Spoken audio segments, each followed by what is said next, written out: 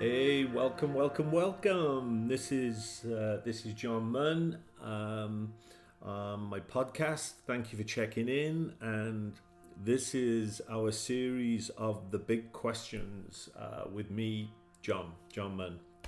Thank you for your time and your interest in our work. We are profoundly grateful for you guys' time and attention and taking an interest in these podcasts. So this is episode 7. As I said, welcome. And our big question that we're going to be talking about on this podcast is, are you being kind enough in your world, in the world? The theme of all these podcasts are, how do we live a more spiritually grounded and connected life in this very, very busy world that we all find ourselves in. So again, welcome. I am thrilled, beyond thrilled that you're here. So let's get straight into it, guys. Are you being kind enough? Little bit of a provocative question, because I think almost all of us would say, yes, I'm kind. Yes, I'm a kind person. And I believe, truly believe that innately as human beings, we are hardwired to be kind. You know, for me a little bit, I think, and I want you guys, we're going to walk through this like we do every episode. We're going to address some of the issues around kindness, around how to be more kind, and then we'll wrap up like we do, like we like to wrap up every episode with some tools for wellness, where there's just a few tips that we share that will help you perhaps bring a little bit more kindness into your life. But I wanted to kick off with a definition of kindness. The English dictionary refers to kindness as being friendly, generous, and considerate. For me, kindness is way bigger than that. It is just a huge energy force, all of its own, that permeates throughout all of life. Because at its very highest level, kindness is an act of generosity where we truly expect nothing in return. I truly believe that the energy of kindness is very underrated. What I do want to challenge you to just reflect on and think through and think about is, are you being actively, consciously kind? I think below the surface, I think we're all kind, in the main. Not every single human being on the planet, but in the main, I think we're hardwired to be kind. But my question and my challenge for you guys this morning is to bring the energy of kindness to the very forefront of your waking awareness. There's that question, guys. How do we bring kindness to the very front of our awareness and to the very front of our behavior?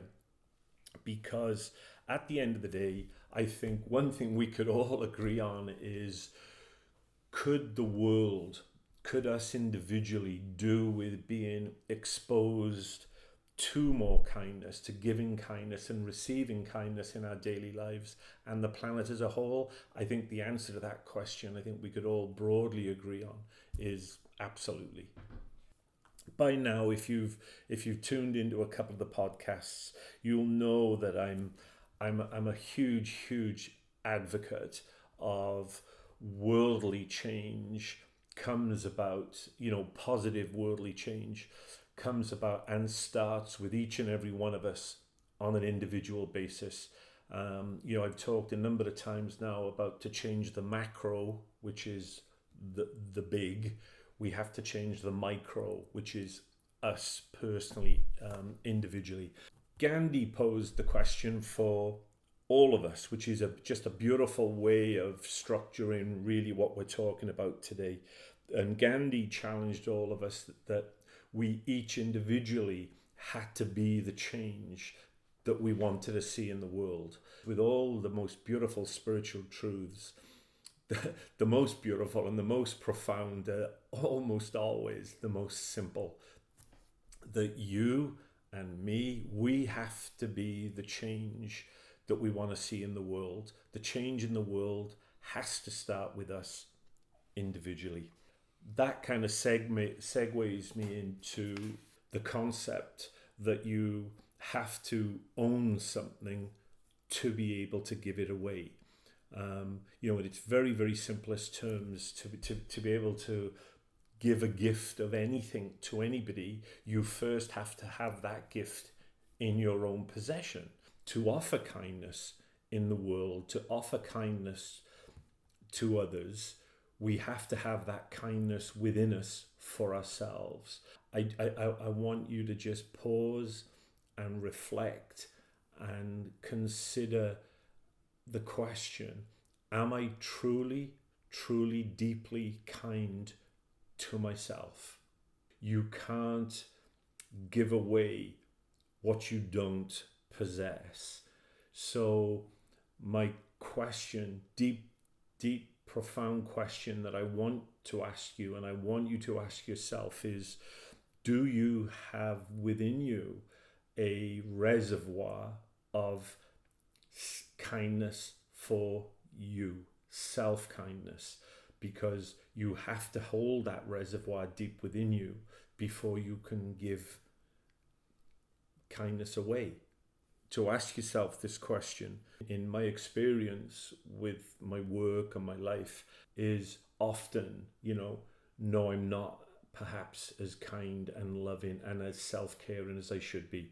So I just want you guys to kind of stay tuned in and stay listening to this podcast, because when we sign off with our this podcast with the tools of wellness, we're gonna give you guys some tips around practices that you can use to bring this kindness and self-care, self-kindness to the forefront of your waking awareness. I'm asking you to please, please, please remember that self-care is not a selfish act. Looking after yourself and looking after your inner world and your well-being and your emotional stability and how you function in the world is the biggest gift you can give the world. The very best of you is the biggest gift you can give to your loved ones, your family, your colleagues, and the world at large. So making self-care a priority is probably the most beautiful gift you can give to the world. How to be more kind. It's like everything else in life. Practice, practice, practice. It's muscle memory. You practice being kind, and you take every opportunity you can in any circumstances, anywhere, in the workplace, in the supermarket, in the home, in the gym, wherever you might find yourself. And one of, again, the most powerful things that I love about the concept and the beingness of kindness is that it costs us absolutely nothing. So, an act of kindness, and from this whole universal concept that we talk about in all of our work, so this is the big macro stuff, the universe sees everything and the universe responds to everything. So when you give off kindness, it goes out into the ether, and the energy of the universe wants to send kindness back to you. So it's one of those beautiful, beautiful things. The more you give it, the more you receive it. It is just a law of the universe. So let's talk a little bit now about tools for wellness. Okay, guys, tools for wellness. Here we go. As you know, I am a huge advocate of daily meditation. And I truly hope by now you guys are thinking about and are actually practicing daily meditation. And that's that 10 or 15 minutes every morning where you go into your heart space. Now we're going to move on, and that's very foundational. And I want to just add a couple of little add-ons to that. I just want to add a couple of little nuances to that. When you go into your daily meditation, you're doing your 10 or 15 minutes, you're getting grounded, we're getting still, we're getting quiet, we're getting out of our heads and into our heart.